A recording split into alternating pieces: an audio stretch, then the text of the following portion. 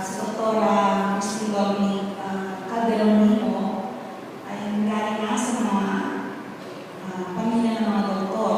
Dahil kapatid niya rin ay doktor, ang tita niya, tito niya.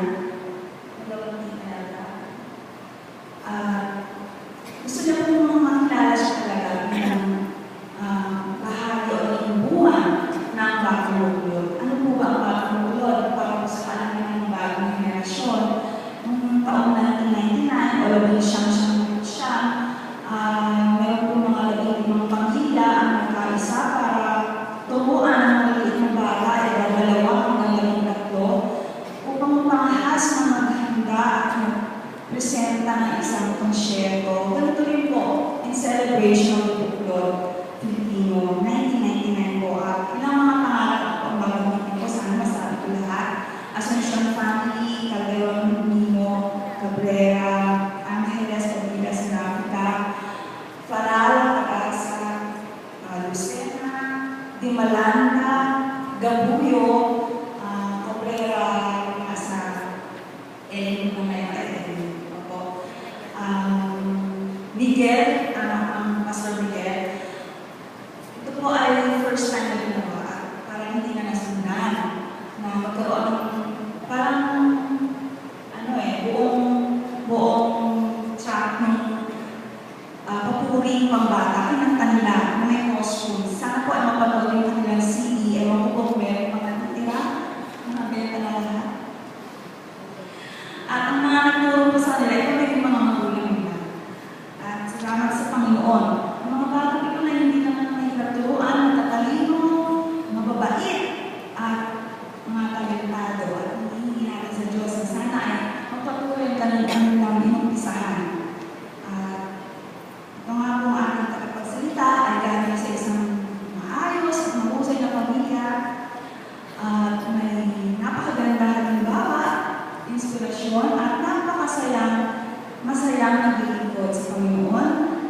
Pakinggan na po natin ang mensahe ng Diyos, manila niya, binibigay po natin sa inyo sa Doktora Lugoy.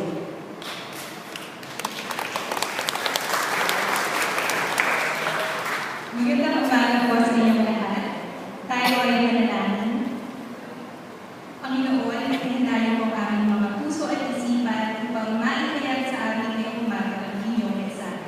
Amen. Isang makulimlim na hapon sa isang probinsya sa Amerika, pauwi na si Brian mula sa kanyang trabaho sa lupa.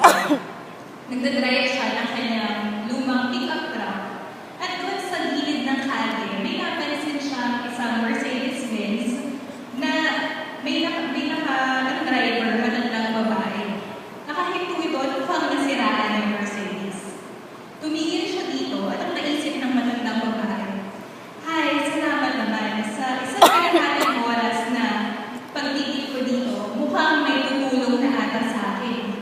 Mukhang simple pamumuhay ng lalaking ito base sa kanyang kasuotan at sa kanyang pick-up, ngunit mukhang mabait naman."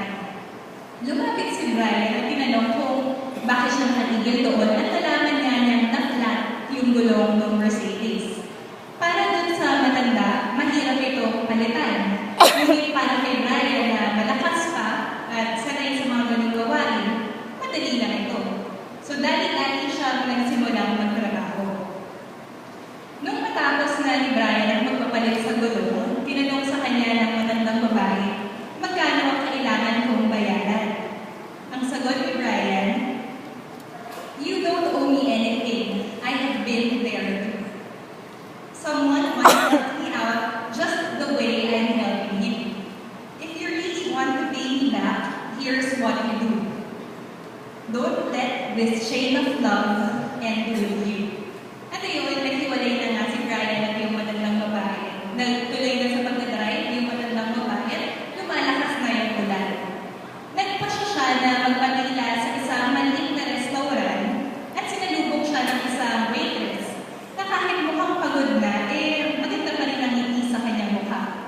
Napansin niya na mukhang kabuanan na ng babae.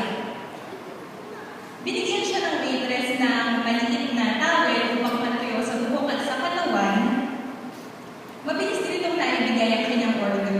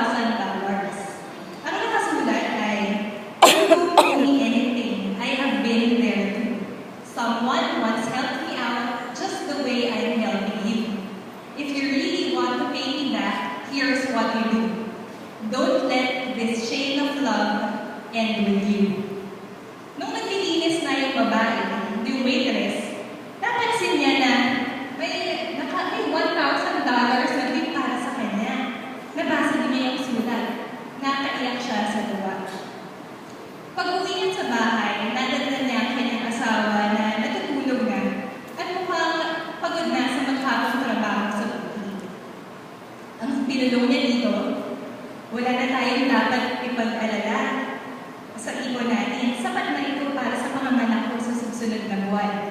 I love you, Brian. Ang unang chain of love ay sa pagitan natin at ng Panginoon. Dahil sa pag-ibig, inihandog niya ang best na kanyang maibigay, ang kanyang anak na walang kasalanan upang mabigyan tayo ng buhay na walang hanggan. Alam niyo po ba na hindi doon natatapos yun? Binigyan din niya tayo ng mga gifts o mga talento. Pero para saan pa po ang mga ito? Bilang mga Kristiyano, alam natin na tinubos na ang ating mga kasalanan ni Jesus. Na ito ay buong puso niyang binigay at hindi na natin ito kailangang pagtrabahuhan o kitain. Marahil magtataka tayo ngayon kung ang kaligtasan o salvation ay libre at nabayaran na ng buo, na kapag tinanggap natin ang Panginoon, sigurado na ang buhay na walang hanggan, bakit pa natin kailangang gumawa ng mabuti o magpakita ng pag-ibig? Kung hindi ito para matubos ang ating mga kasalanan, para saan ang mga ito? Dito papasok ang ating mga spiritual gifts o mga talento.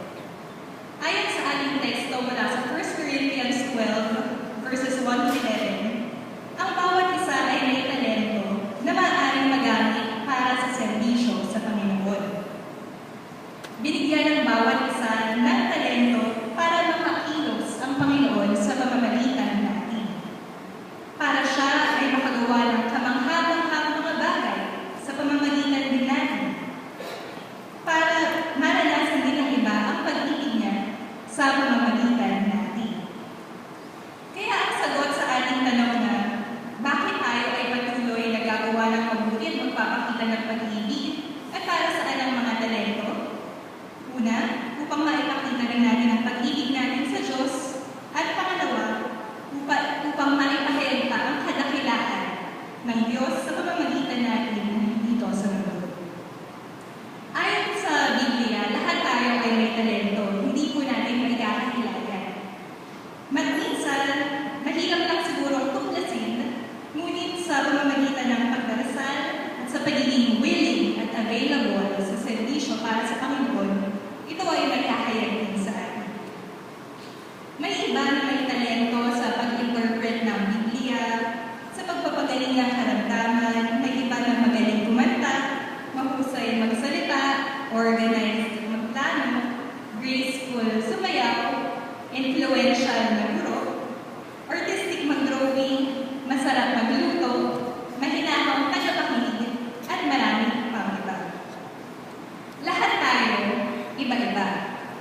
Ginawa ito hindi upang magpaligsahan, magpagalingan, o magpayabangan. Mayroon tayong mga pagkakaiba dahil lahat tayo ay mayroong maibabahagi at may kukontribute para sa kaharian ng Diyos. Halimbawa sa pinagpit, hindi pwedeng puro kalabasa lang. Kailangan pa ng ibang sangkap tulad ng sitaw, okra, ampalaya at iba pang green na gulay para sa marami. Halimbawa rin sa Sunday School, mayroong guro na pinag-aaralan ng lesson na kanyang ibabahagi. May mga miyembro na nagtatanong o nagbibigay linaw pa tungkol sa topic. May iba rin na kahit tahimik lamang ay kitang-kita ang kabutihan ng Panginoon sa kanilang buhay. At mayroon din iba na masasarap magluto kaya yung mga kasama nilang nag-aaral ay hindi nagluto. Lahat may bahagi.